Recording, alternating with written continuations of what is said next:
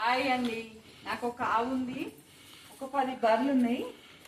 నాకు మాత్రం ఈ 10 బర్రెలు సాకున్నా ఆ భూమి జాగా 10 ఎకరాలు ఉండని అవసరం లేదు. ఒక 10 బర్రెలు చాలడానికి అర్ధెకరం భూమి ఉంటే చాలు. అర్ధెకరంలో 10 గుంటలు గడ్డి పెట్టుకొని ఒక 10 బర్రెలను జాది మెయింటైన్ చేయగలుగుతాం మనం.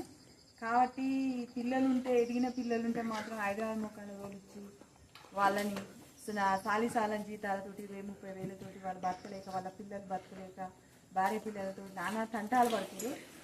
అవి అట్లా పడే బదులు ఎదిగిన పిల్లలు ఉంటే ఇలాంటి పని చేసుకోవడం వల్ల తప్పేం లేదు. మన కష్టం మనం చేసుకుంటాం కాబట్టి బాగానే ఉంటుంది.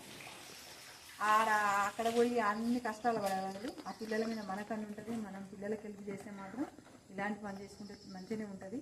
మనం పిల్లలకి హెల్ప్ చేసిన వాళ్ళం అవుతాం, సమాజానికి మన పిల్లలు హెల్ప్ చేసిన వాళ్ళు అవుతుంది. ఏ విధంగా అంటే సమాజానికి డూప్లికేట్ పాలు చాలా తాగి, చిన్నపిల్లలు తాగి రోగాలు చెప్పుకోలే, మనకు తెలియని రోగాలు కూడా వస్తున్నాయి.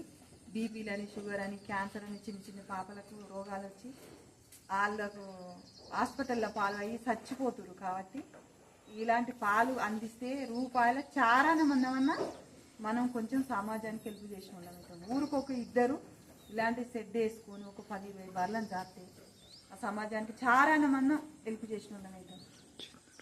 నాలాగా మీకు ఎంతమందికి ఉందో కామెంట్ బాక్స్లో కామెంట్ చేయండి.